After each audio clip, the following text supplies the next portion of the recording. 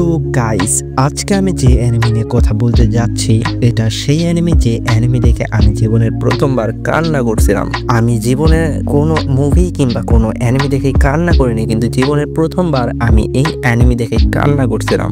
এটা সেই অ্যানিমে আমি যে অ্যানিমে দেখে অনেক দিন পর্যন্ত ডিপ্রেসড ছিলাম অ্যান্ড এখনো আছি। এটা সেই অ্যানিমে যে অ্যানিমে আমাদেরকে দেখিয়েছে মানুষ কি থেকে কি হয়ে যেতে পারে। তো আমি কথা বলতেছিলাম অ্যাটাক অন টাইটান নিয়ে।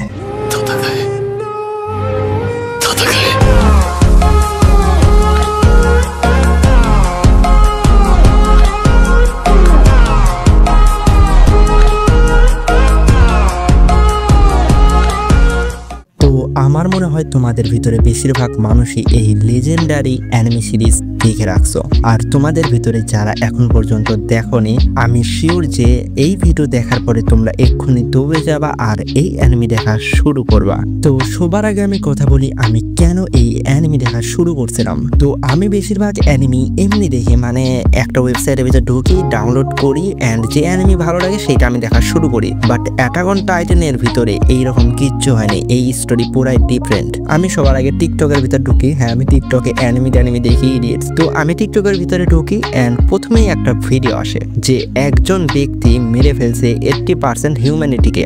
আমি প্রথমে অতটা খেয়াল করি না অ্যান্ড আমি নেক্সট ভিডিওতে যাই। তারপরে আমার ভিতরে একটা কৌতূহল জাগে যে আসলে কি মারছে 80% মানুষকে। 80% মানুষ মানে কত জানো?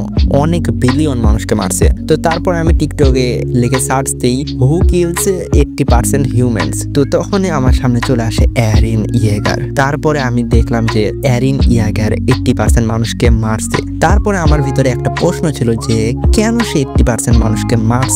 তো এইটা জানার জন্যই আমি অ্যাটাক অন টাইটান শুরু করতে যাচ্ছিলাম, কিন্তু কোন এক কারণে আমি অ্যাটাক অন টাইটান তখন শুরু করি না। কিন্তু তার কিছুদিন পরে আমার কাছে আরো একটা ভিডিও আসে ওই অ্যাটাক অন টাইটান থেকেই টাইটান নিয়ে, যে টাইটান তো বাচ্চা জন্ম দিতে পারে না, এই টাইটান কোন জায়গা থেকে আসে। অ্যান্ড মানে টাইটান নিয়ে একটা ভিডিও আসে যেটা এরিন ইয়েগারের বাবা একটা বলছিল কথা, যে টাইটান বাচ্চা জন্ম দিতে পারে না, টাইটানের জন্ম কিভাবে হয় এইটাও কেউ জানে না, আর টাইটানের দুর্বলতা কি এইটাও কেউ জানে না। তো এইটা জানার পরে আমার ভিতরে আরো একটা প্রশ্ন আসে যে টাইটান এই জিনিসটা কি, আর এটা কিভাবে জন্ম নিচ্ছে, এটা কিভাবে সৃষ্টি হয়, এদের দুর্বলতা কি, এই সব কিছু জানার জন্য আমি অবশেষে সিদ্ধান্ত নিই যে আমি অ্যাটাক অন টাইটান দেখা শুরু করব। তারপর আমি একটা ওয়েবসাইটে গেলাম, গিয়ে সরাসরি অ্যাটাক অন টাইটান সিজন 1 আমি ডাউনলোড করলাম। তারপর আমি এপিসোড 1 দেখলাম, তারপর এপিসোড 2 দেখলাম, তারপর এপিসোড 3-তে সম্ভবত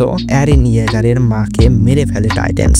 আর ওই জিনিসটা দেখে আমার অনেক বেশি খারাপ লাগছিল, কারণ বাচ্চার সামনে তার মাকে মেরে ফেলছে, মানে খেয়ে ফেলছে টাইটান একদম। তোমাদের ভিতরে যারা যারা অ্যাটাক অন টাইটান দেখছো আমি শিওর যে তোমাদেরও অনেক বেশি খারাপ লাগছে হয়তো। তারপরে এরিন ইয়েগার সিদ্ধান্ত নেয় সে নিজের হাতে সব টাইটানকে মেরে ফেলবে। এই কারণে সে স্কাউট জয়েন করতে চায়। এরিন ইয়েগারের স্বপ্ন ছোটবেলা থেকেই ছিল যে সে এই দেওয়ালের বাহিরে গিয়ে দুনিয়াকে দেখবে, আর বাহিরে তারাই যেতে পারে যারা স্কাউটে জয়েন করে। আর এরিন ইয়েগারের যেহেতু বাহিরে যাওয়ার ইচ্ছে ছিল সেই কারণে সে স্কাউট ছোটবেলা থেকেই জয়েন করতে চাইতো। আর এখন সে শুধু দুনিয়া দেখার জন্য না, সে তার নিজের মায়ের বদলা এন্ড সবগুলো টাইটানকে মারার জন্য স্কাউটে জয়েন করতে চাই। এরিন ইয়েগারের সাথে ছোটবেলা থেকেই একটা মেয়ে ছিল যার নাম হচ্ছে মিকাসা। মিকাসার মা বাবাকে দুইজন চোর এসে মেরে দেয়। চোর না, ওদেরকে কি বলা যায়, মানে যাই হোক চোর টাইপেরই দুইজন এসে মিকাসার মা এন্ড মিকাসার বাবাকে মিকাসার সামনে মেরে ফেলে। তারপরে মিকাসাকে কিডন্যাপ করে তারা একটা ঘরে নিয়ে যায়। কিন্তু মিকাসার বাড়িতে সেই দিন এরিন ইয়েগার আর এরিন ইয়েগারের বাবা যাচ্ছিল একটা কাজের জন্য, কারণ মিকাসার মা হয়তো প্রেগনেন্ট ছিল। এই কারণে এরিন ইয়েগারের বাবা আর এরিন ইয়েগার মিকাসার বাড়িতে যাচ্ছিল। তো তারা বাড়িতে গিয়ে দেখে যে দুইটা লাশ পড়ে আছে, একটা হচ্ছে মিকাসার মার আর একটা হচ্ছে মিকাসার বাবার। তারপরে এরিন ইয়েগারের বাবা এরিনকে বলে বাসায় যেতে, আর সেই মিকাসাকে খোঁজার জন্য জঙ্গলে চলে যায়। কিন্তু আমাদের এরিন বাড়িতে না গিয়ে সেও জঙ্গলের ভিতর মিকাসাকে খুঁজতে লাগে। তারপরে অবশেষে এরিন ইয়েগার মিকাসাকে খুঁজেও পেয়ে যায়। তারপরে এরিন ইয়েগার সেই দুইজনকে মারে, মানে ওই জায়গাতে দুইজন ছিল, এরিন ইয়েগার একজনকে মারে আর একজন দুইজনকে মারে হচ্ছে মিকাসা।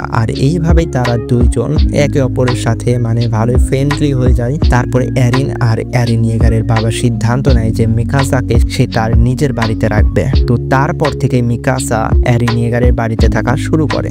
আর এরিন ইয়েগারের একটা বন্ধু ছিল যার নাম হচ্ছে আর্মিন। আর্মিন অনেক বেশি ইন্টেলিজেন্ট ছিল আর তার দাদার একটা বই ছিল, আর সেই বইতে লেখা ছিল বাহিরের দুনিয়া নিয়ে, যেরকম সমুদ্র তারপরে নদী এইগুলা ছিল বাহিরের দুনিয়াতে, এই সব কিছুর বিষয়ে সেই বই লেখা ছিল। তো এই বই আর্মিন এরিন ইয়েগারকে দেখায় আর পড়ায়। তো তারপর থেকেই এরিন ইয়েগারের স্বপ্ন হয়ে যায় যে সে বাহিরে গিয়ে আর্মিনের সাথে সমুদ্র দেখবে। তো চলো এখন যাই আমরা এরিন ইয়েগারের স্কাউট জয়েন করার দিকে। তো এরিন ইয়েগার যখন স্কাউট জয়েন করে তার সাথে সাথে আর্মিন আর মিকাসাও স্কাউট জয়েন করার জন্য এরিনের সাথে যায়। তো সবগুলো স্কাউট জয়েন মেম্বারদের ভিতরে সবচাইতে পাওয়ারফুল ছিল হচ্ছে আমাদের মিকাসা, কারণ যতগুলো অ্যাকারমেন ব্লাডের মানুষ আছে তাদের কাছে একটা স্পেশাল অ্যাবিলিটি থাকে। মানে আমি জানি না সে অ্যাবিলিটি কি, আমি জানি না তোমাদের বোঝাতে পারবো কিনা, কিন্তু ওদের কাছে একটা অ্যাবিলিটি থাকে যার কারণে তারা টাইটানদের খুব সহজেই মারতে পারে। তো আমাদের মিকাসা ছিল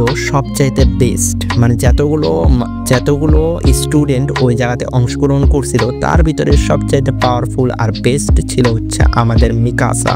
আর আর্মিন ছিল হচ্ছে ভীতু টাইপের, মানে সে পড়াশোনাতে ভালো ছিল অ্যান্ড তার ব্রেন অনেক ভালো ছিল, কিন্তু সে ফাইট অতটা করতে পারতো না অ্যান্ড সে এইটাও ভাবে যে সে কোনো টাইটানকে মারতে পারবে না। আর আমাদের এরিন ইয়েগারের কথা যদি বলি, তো এরিন ইয়েগার খুব বেশি যে ভালো ছিল এমনটাও না, সে ছিল হচ্ছে সে ছিল স্কাউট মেম্বারদের ভিতর না খুব বেশি ভালো না খুব বেশি খারাপ, সে ছিল এইরকম। এরিন ইয়েগারকে যে জিনিস সবচেয়ে বেশি ইউনিক বানায় ওই সব স্টুডেন্টদের ভিতরে, সেটা হচ্ছে টাইটানদের প্রতি তার ঘৃণা। এরিন ইয়েগারের টাইটানদের প্রতি ঘৃণার কারণেই সবার চেয়ে ইউনিক হয়ে যায় এরিন ইয়েগার। তার কিছু এপিসোড পরে আমরা দেখতে পারি যে টাইটান আবার হামলা করছে, মানে এরিন ইয়েগারেরা যে জায়গাতে ছিল সেই জায়গাতে টাইটান হামলা করছে। আর এইবার এরিন ইয়েগার সিদ্ধান্ত নেয় যে আগে আমি ছিলাম অনেক বেশি দুর্বল আর ছোট, কিন্তু এখন আমি স্কাউটে জয়েন করছি, এখন আমি টাইটানদের মারতে পারবো। তো সে সিদ্ধান্ত নেয় যে সে আজই সবগুলো টাইটানকে মেরে ফেলবে, কিন্তু সে সেইটা করতে পারে না। সে আর্মিনকে বাঁচাতে গিয়ে নিজের জীবন দিয়ে ফেলে। কিন্তু আমরা দেখতে পারি একটা টাইটান মানুষদেরকে খাচ্ছে না, মানুষদের সাহায্য করতেছে, উল্টা আরো সে নিজের টাইটান হয়ে অন্য টাইটানদেরকে মারতেছে। তো সবাই ভাবতে থাকে যে এইটা কে, মিকাসাও ভাবতে থাকে যে এইটা আসলে কে যে আমাদেরকে বাঁচাচ্ছে অন্য টাইটানদেরকে মারতেছে। তো তারও কিছুক্ষণ পরে আমরা দেখতে পারি যে ওই টাইটান পড়ে যায়, নিচে পড়ে গিয়ে তার ভিতর থেকে বের হয় আমাদের এরিন ইয়েগার। তো এরিন ইয়েগার কিভাবে টাইটান হলো অ্যান্ড তার কাছে এই পাওয়ার কিভাবে আসলো যে টাইটান হইতে পারবে, আমরা দেখছিলাম যে এরিন ইয়েগার মারা গেছে আর্মিনকে বাঁচাতে নিয়ে। তো এরিন ইয়েগার কিভাবে বা জীবিত হলো, এই সব কিছু তোমরা অ্যাটাক অন টাইটান দেখলেই বুঝতে পারবা। আমি তোমাদেরকে আর স্পয়লার দিতে চাচ্ছি না। এখন যাব আমরা সবচেয়ে লাস্টে, কেন আমার সবচেয়ে বেশি অ্যাটাক অন টাইটান ভালো লাগছে। তো আমরা কিন্তু ছোটবেলা থেকেই বলিউড মুভি দেখে বড় হয়েছি। তো বলিউড মুভির ভিতরে সবচেয়ে কমন যেটা, সেটা হচ্ছে মুভির মধ্যে আর মুভির শুরুতে যা কিছুই হোক না কেন মুভির শেষে গিয়ে হ্যাপি এন্ডিংই হয়। আর আমরা দেখছি অ্যাটাক অন টাইটানে যে অ্যাটাক অন টাইটানের কোনো হ্যাপি এন্ডিং না, attack on Titan sad ending. আর স্যাড তাও আবার এত স্যাড যে ওইটা দেখার পরে আমার মনে হয় না যে কেউ নিজের চোখের পানিকে কন্ট্রোল করতে পারবে। তো আমরা লাস্টের দিকে গিয়ে দেখি এরিন ইয়েগার মারা যায় অ্যান্ড সে নিজের সাথে 80% মানুষকে মেরে ফেলে। আর এরিন ইয়েগারকে যে মারছিল সে আর কেউ না, এরিন ইয়েগারেরই সবচেয়ে ফেভারিট মানুষ, তার নাম হচ্ছে মিকাসা। মানে এরিন ইয়েগার যাকে সবচেয়ে বেশি ভালোবাসতো সেই তাকে মেরে ফেলে। অ্যান্ড যে শুধু এরিন ইয়েগার মিকাসাকে ভালোবাসতো এমনটা না, মিকাসাও এরিন ইয়েগারকে ভালোবাসতো। এইটা তোমরা অ্যানিমে দেখলেই বুঝতে পারবা যে তারা দুইজন একে অপরকে কিভাবে ভালোবাসতো।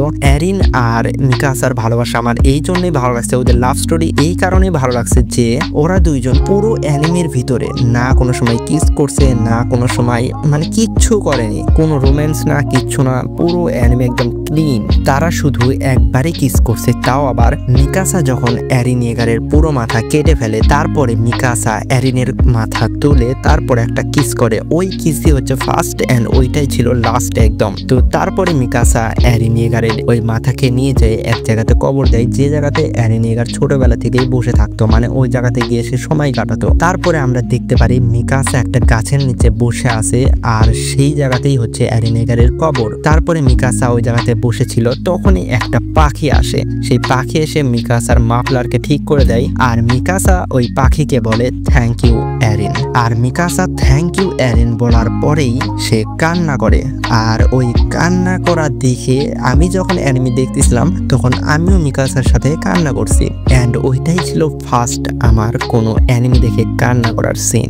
আর মিকাসা যখন কান্না করতেছিল তখন সে দেখতে অনেক বেশি সুন্দর লাগতেছিল, অ্যান্ড মিকাসাই হচ্ছে আমার প্রথম অ্যানিমে ক্রাশ। মানে মেয়েদের ভিতরে যতগুলো অ্যানিমে ক্যারেক্টার আছে তার ভিতরে সবচাইতে সুন্দর এন্ড সবচাইতে বেশি যাকে আমার ভালো লাগে সে হচ্ছে মিকাসা। তারপরে আমরা লাস্টের দিকে দেখতে পাই মিকাসা এরিন ইয়েগারের ওই কবরের পাশেই মারা যায়। মানে সে অন্য কাউকে বিয়ে করেনি, তার কোনো বাচ্চা নাই, কিচ্ছু নাই, সে এরিন ইয়েগারের কবরের পাশেই মারা যায়, এন্ড তাকেও ওই জায়গাতেই কবর দেওয়া হয়। তোমরা শুধু একটা জিনিস ইমাজিন করো যে মিকাসা এরিনকে কত বেশি ভালোবাসতো, যে এরিন ইয়েগার মারা যাওয়ার পরেও সে এরিন ইয়েগারের জন্য ওয়েট করছে কত বছর। মানে সে এরিন ইয়েগারকে এত বেশি পছন্দ করতো যে সে আর অন্য কারোর বিষয়ে ভাবেইনি, সে শুধু এরিনকে নিয়ে পড়েছিল। মিকাসা এরিন ইয়েগারের কবরের পাশে নিজের সারা জীবন ওই জায়গাতেই কাটিয়ে দেয়। তো এইরকম ট্রু লাভ স্টোরি তোমরা শুধু অ্যাটাক অন টাইটানেই দেখতে পারবে। তো তোমরা এক্ষুনি গিয়ে অ্যাটাক অন টাইটান দেখো। আর অ্যাটাক অন টাইটান যদি তোমরা দেখো আমি তোমাদের গ্যারান্টি দেবো যে এই অ্যানিমে তোমাদের ভালো লাগবেই।